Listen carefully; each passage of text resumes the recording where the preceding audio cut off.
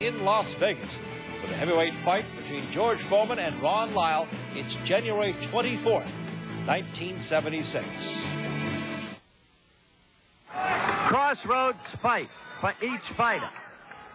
If Foreman is to come back and get another shot at the crown, he must win this fight, and it would help to win it impressively.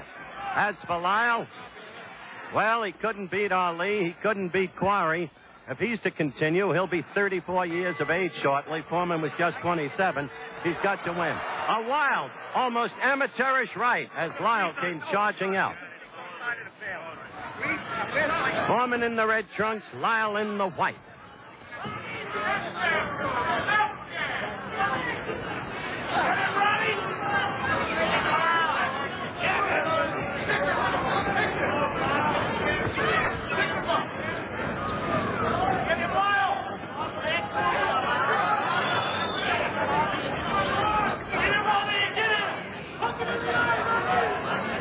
Lagging his right leg behind him in the manner that Frazier did against Ali in the last two fights between those two. The effect of that is really to cut off the ring.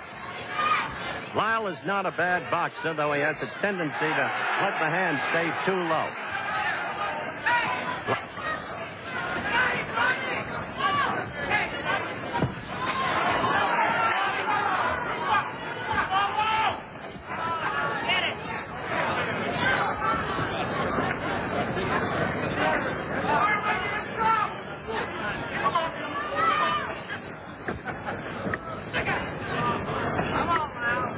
So far, as you can see, fighters feeling each other out. Lyle showing foot movement.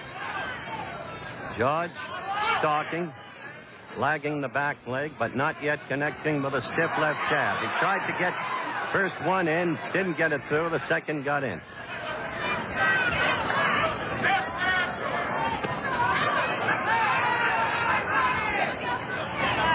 I must say, Kenny, George appears to be in much better condition than in that abortive thing in Toronto last May against the five fighters.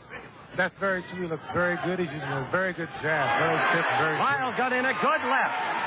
George's face went back.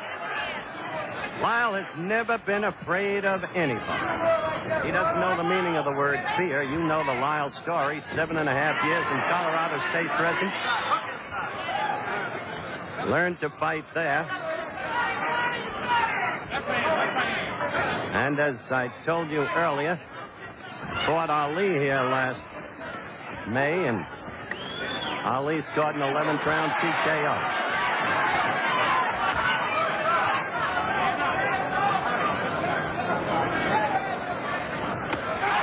A good right by Lyle. A good right by Lyle, and he's got Foreman in trouble. He's got him in trouble. George staggering off the ropes, and Lyle all over him. A surprising trend of events. George looking over here to Gil Clancy, sitting right next to me for instructions. You see George in trouble. A late flurry by Lyle, staggering George, who comes wobbling really back toward his corner. We're not breaking for a commercial. The round, not only Ron Lyle, but the punishment and the damage. Let's look at it in slow motion, Kenny. Okay, here he goes. A very good right hand. Very good right hand by Lyle there. He set him up good with a jab, but he got a little excited at the end and couldn't really take care of him. But as I said before, Howard, it shows that Lyle has no fear of Foreman. None at all. No fear in Ron Lyle at all. Good punching power in either hand. Nothing wrong with Ron Lyle's left. As I said at the very top of the telecast, if Ron Lyle can do any one thing, he can punch. But I don't see any of the old Foreman confidence. The guy who knocked you out in the second round, Kenneth. Where is he? I feel he has the confidence. I feel that this round he must come out fighting and take over. Be very dominant. The voice of Kenny Norton at ringside with yours truly. If he isn't dominant, pardon me, Howard. If he isn't dominant this round, then Lyle will get very confident and run away. Lyle right at him, but again with a wild swing. George trying to move, bouncing on his toes.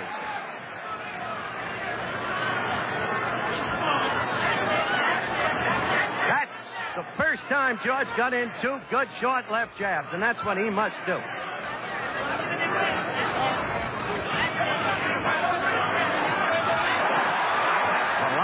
a good left. George fighting back now. Howard, as you can see, Lyle is giving Foreman no respect, and he's pressing the action now. That could be a mistake, Kenny. It could be. George is fighting back now. He's fighting back, but Lyle's very aggressive there, and he's catching most of the punches with his glove.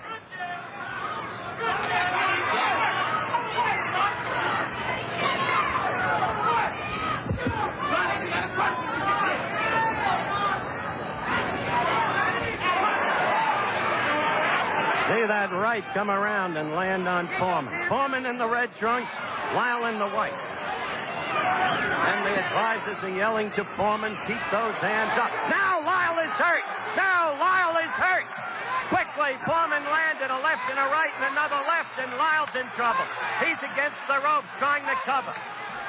Now let's see if George has learned what to do with an opponent against the ropes. Certain it is, he didn't know what to do in Zaire. Look at that left of Foreman get in there.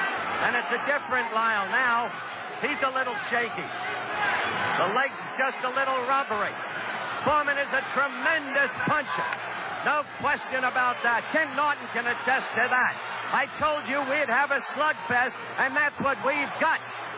Very good counter right hand by Lyle there. Very good.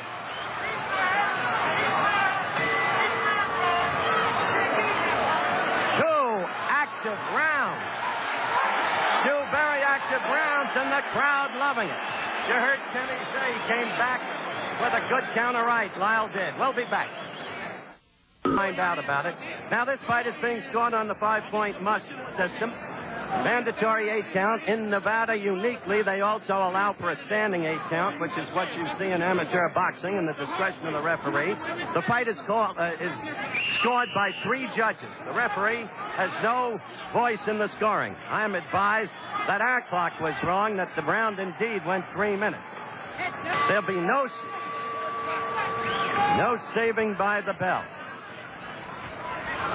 Fight is, by the way, using 8-ounce gloves. New York and California require 10-ounce gloves. 8-ounce gloves, less padding, greater damage from the blows.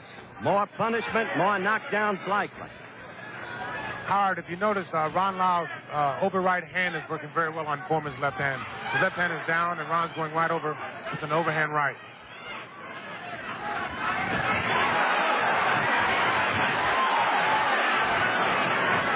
By the way, Ken Norton unofficially scored, of course, the first round for Lyle, the second round for George Foreman.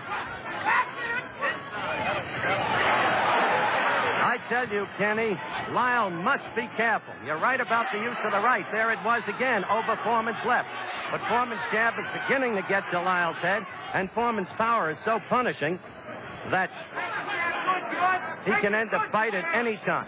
That's very true, but he can't afford to let Foreman really get off. He's got to be more aggressive and kind of force the action. So if he gives Foreman punching room and where he can utilize his power, then this is all in Foreman's favor. Agreed.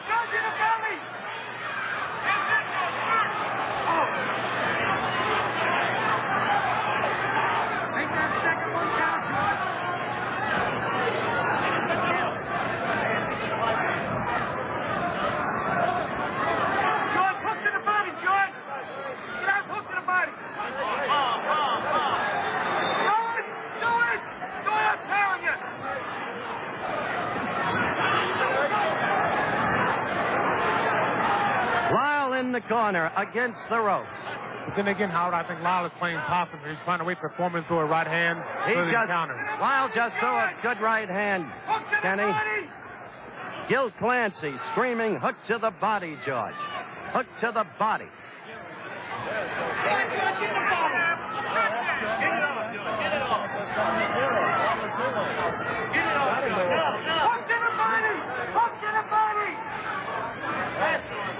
George just tried to hook to the body in response to Clancy's exhortation, but he didn't get through Lyle's guard.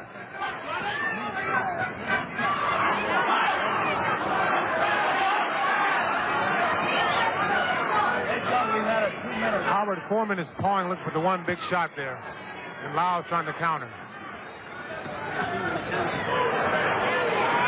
Less than 20 seconds left, and this is the third round. Foreman the red trunks, Lyle the white. Lyle with a very good counter right. The right has been Lyle's best weapon against Foreman thus far in the fight. Approaching the end of the round. 4 in what has been a very active fight thus far. The first round, Lyle staggered Foreman. Had him rubbery leg. Foreman retreated. The second round, George coming back fighting. George now looking over to Gil Clancy right next to me. Getting instructions from Gil. If Gil is anything, he's a teacher. Master's degree in recreation. He's been teaching all his life. Whether boxers, kids playing in the playground, or a good right by Lyle. Kenny, you're right. He's been using that right beautifully over Foreman's left. That is very effective. And Howard, we just found out for sure that the second round was only 2 minutes long. That's correct. Chet Forty, producer, retimed the second round in our truck. Lyle all over him. Lyle has Foreman in trouble. Foreman is down. It started with a right, then a left. Foreman looking over here. Lyle to the neutral corner. It's mandatory 8 count. Foreman trying to hold together, trying to keep his senses. Lyle putting on a tremendous demonstration. Now trying to move in on Foreman and end it. Remember how invincible George Foreman looked through 40 bouts. The man who knocked out Frazier in the second round to win the title. The man who knocked out Ken Norton, the man next to me in Caracas, Venezuela, in the second round. What's happened to him? Well, in the 15 months since Zaire, he's been relatively inactive, except for that charade in Toronto against the frightful Bard. Now Foreman fighting back. Oh, Foreman is in trouble. Lyle caught him with a good left. Now George, now George struck back. Now George fought back with a magnificent right. George fought back. Lyle let himself open for that. He got overly aggressive there, and he was very excited, and Foreman was throwing hard desperation punches. A minute to go in a wild fight. Just as Lyle apparently had George in trouble. George with that punching power that we talked about in prior fights. Lyle is now ready to go. Against the ropes. About 40 seconds left in the round. Lyle covering up against the ropes. His handler screaming to Foreman, hit him in the body. George at the head. Lyle is now wide open. He is... Lyle trying to swing back. This isn't artistic, but it is slugging the way the public wants. Lyle now trying to fight back. Only 10 seconds left in the round. Now Foreman was staggered. Foreman was staggered by a Lyle left. Foreman goes down. Foreman goes down. Lyle fights back. Foreman, there's no saving by the bell, but Foreman is up. Foreman is up. What a fight, Kenny. Well, this is the slugger's fest here. Both men are leaving themselves wide open.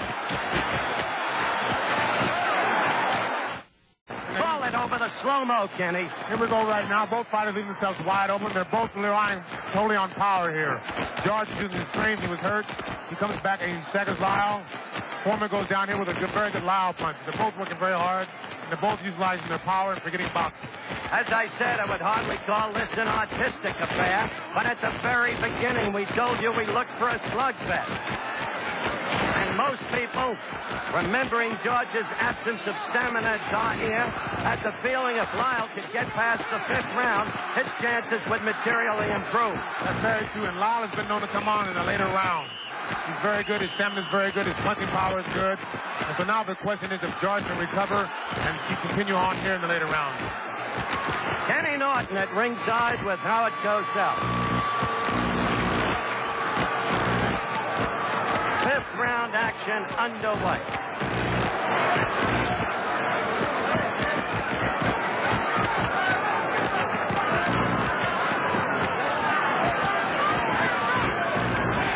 Howard, from here on in, I think it's going to be a match of power and a match of stamina. I think Lyle has the mental edge right here.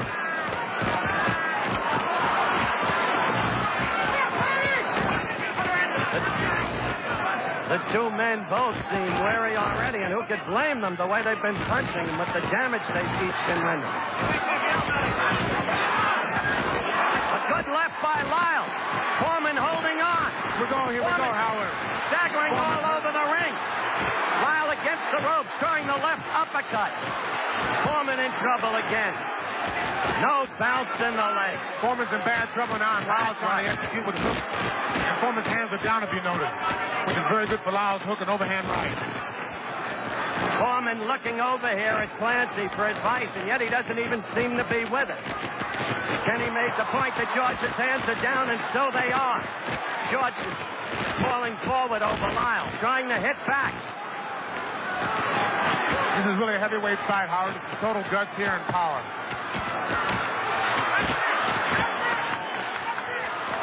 George got a series of left jabs in there, then a right. And they both exchange right hands, Howard, right there. Good right uppercut by Lyle. Foreman again in trouble. You see him falling forward onto Lyle.